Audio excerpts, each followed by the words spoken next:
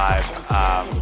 So we're gonna start with some hard-hitting questions. One of the reasons I was excited to run this panel, not often, especially in a world of, what is it, like 12 to 18 month runs from executives, that you have people that have had amazing impacts at companies for a longer tenure. So I think a lot of people are out there that are maybe scaling the ranks of different teams and are wondering, how do you stay at these amazing companies and work your way up and both hopefully enjoy yourself, but also have an impact over a longer tenure? So to start from the very beginning, how do you think about joining a company, what the important heuristics are, and has that changed at all when you think about AI companies in the world of AI today? Maybe, yeah. Cristina, if you want to start us off. Yeah, sure. I think classically I spend a lot of time on teams. It's generally because I've never joined a company with more than like 40 employees.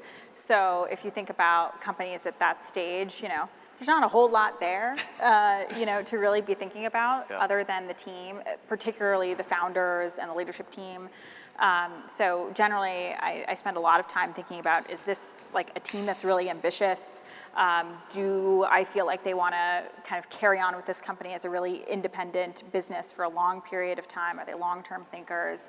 And then are they really good at what they do? And typically I've worked with founders that are great with engineering and design and product, but also are they thinking about building a great company, not just like a great product, is probably the other piece. So being very opinionated on those fronts.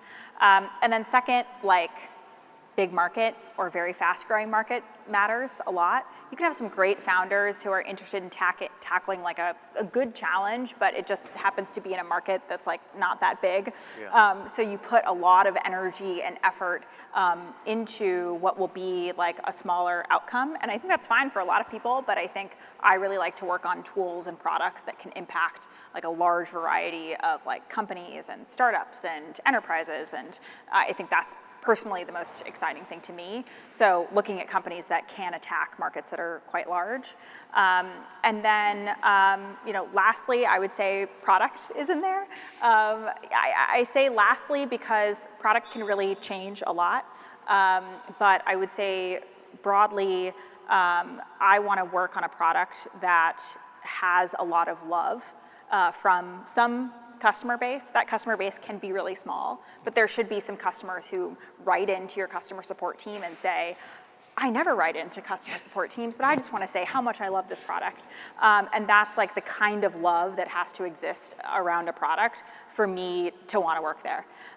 So I've always joined like post a product being in the market, but still a really small team. So a lot of other things can kind of develop from there. And then I would say like how this has changed with the current market has been, you can have a lot of external signals that look like the company's going really well. Like revenue is going like crazy, like, oh, we grew 3x last year, it's super exciting. And then your other question is like, well, is that durable? Like, are people sticking with your product past their first renewal? Are they growing with the product? Again, are they writing into customer support and talking about how much they love it? Those are the signals to me that like it's durable revenue and not just revenue that is really exciting right now because people are willing to try a lot of AI tools or, maybe not have budgets in certain areas of the company, unlike they normally do. But the time when people will consolidate tools and restrict budgets, especially in AI, is coming. And so I think a lot of tools and products need to be really well positioned for that. So trying to understand whether these business models are really durable and whether you're joining a company that's like number one or number two in its space and not like the third or fourth down the list is really important. Awesome. Well, maybe to quickly recap that, I think we started with team, especially the founders, if you're joining early, market, product, and durability. Would that be the stack ranking? I would put probably durability maybe right after team and market. So maybe switch around the last two, but cool. Yeah. Awesome. And what would you add? I think those are definitely all the dimensions to think through. Maybe lessons learned on the product side. As a marketer, I'm fully about the art of the possible because it's almost like the way that I live and what I stand for, right? Like you have to really believe the art of the possible to be good at, marketing and breaking into new markets. But that exposes me, right? So these days I'm a lot wiser about product market fit, and because, I don't have, a classic technical background. I'm happy for AI because I think it, kind of evens out the, playing field. Totally. But I oftentimes am exposed, and I've joined companies where, I just kind of listened to the pitch and it just sounded so convincing. I didn't really understand how to assess product market fit. So these days what I do is I literally go on their website and I network my way to customers, and I'm talking to customers and the actual buyer. Okay. Because if I don't do that, there's still, exposure, right? When it comes to AI, I think I now look at, in addition to everything you've said, the durability piece, right? Like, what problem are they solving, and are they a me too? And then what, how are they thinking about gross margins? Because tokens are going to get more and more expensive unless something changes. And are they able to sustain their growth, right? And what are those gross margins? That's another area that I've been burned before. So, these are just my own personal lessons that, unsolicited advice. Totally. Well, it definitely sounds like there's more dimensions to think about, getting more complicated, but yeah, super helpful. Well, shifting gears to, let's say you took that job. This is like a commonly asked question in terms of like expectation setting. When you join early, when things are changing so much, how do you think about negotiating your role, what you're going to do, especially as maybe someone more senior, without maybe pushing the envelope and jeopardizing the offer? Yeah, Cristina. Yeah.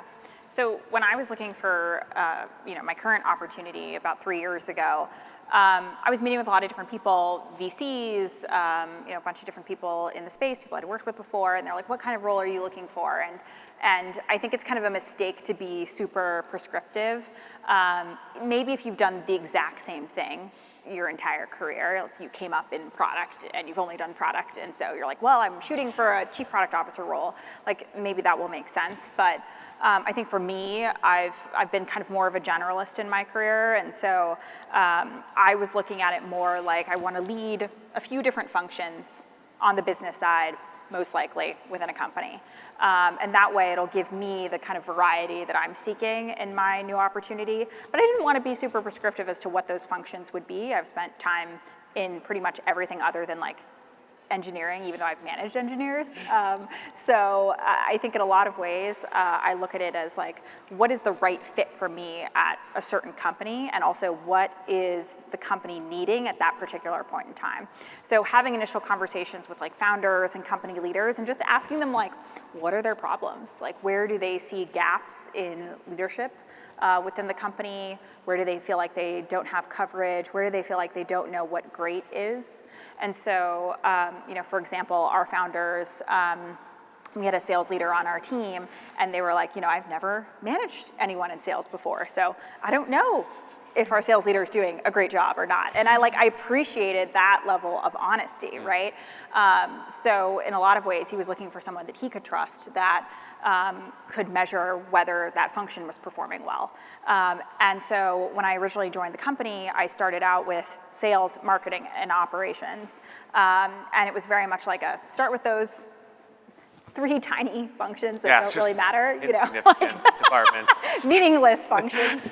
But the grand total number of people in those functions at the time were 8, right? So at the time, it was actually quite small, and we needed to rapidly grow those teams, and we also needed to think about all the other functions that are required to run a business. Didn't have anyone in finance, no one in legal, no one in business operations, no one in, right? So eventually it became all of those other things too.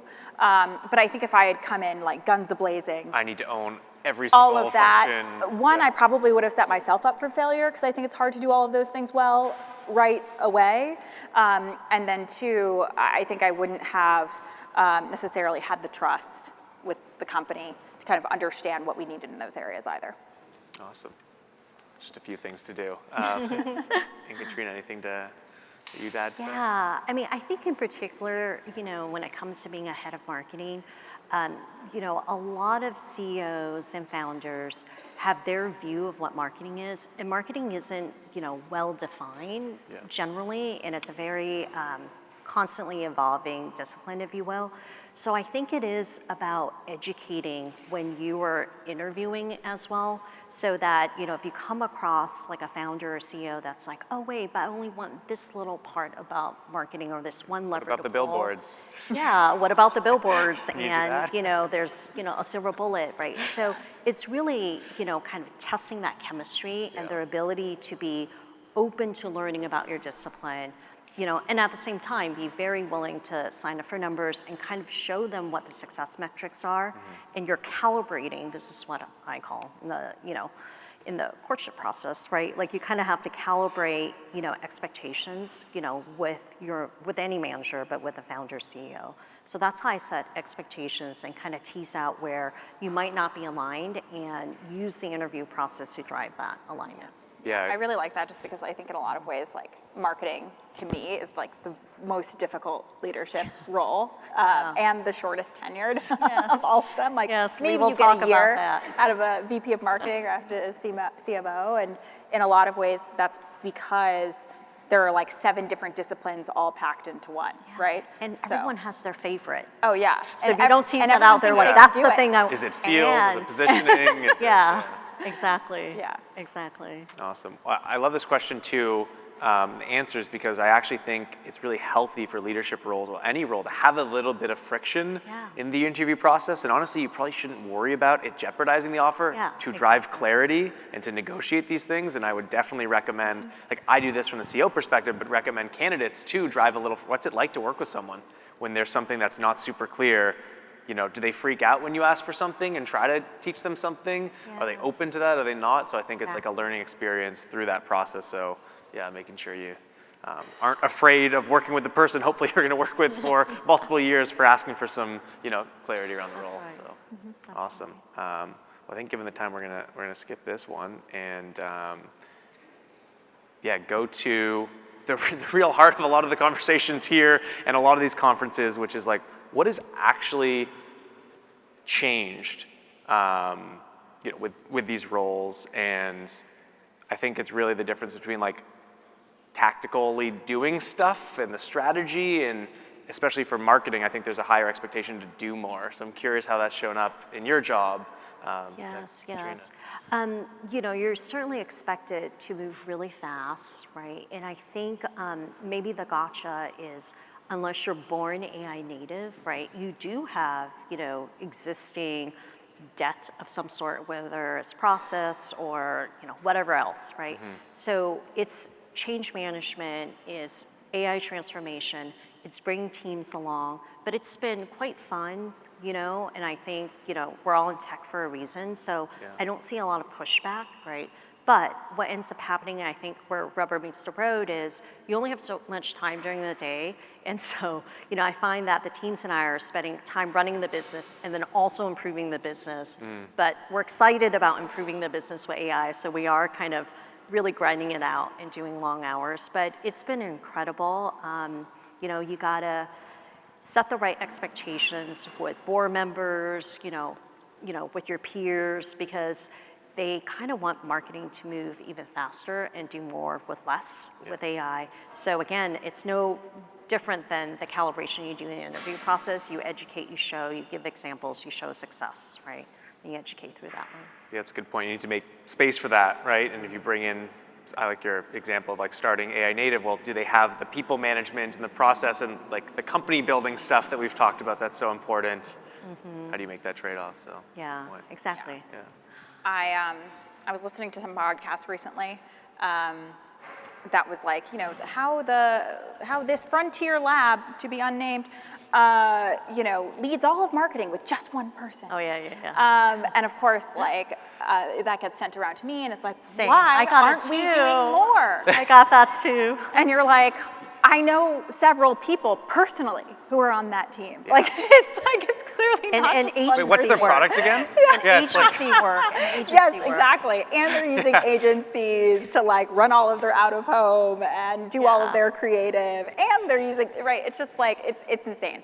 So I think in a lot of ways, you find that, a lot of these companies are kind of talking their own book, right?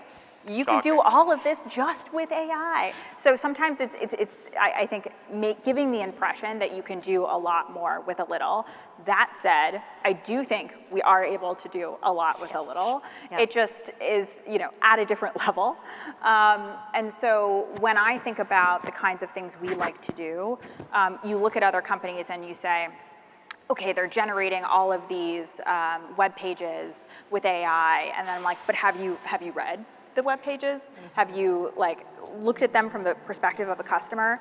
Aren't they like low quality and kind of like not that interesting? Or, have you actually read the white paper that they produced? I thought it was terrible.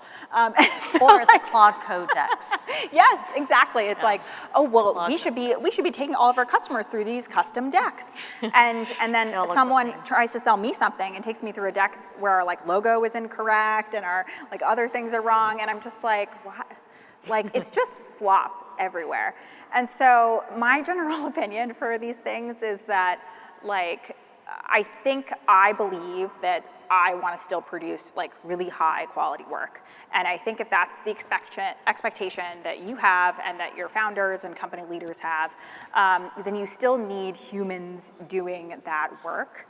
And it will still require people who have the right touch with the right words, with the right brand and taste to be able to do those things well. I think that's also very true of sales.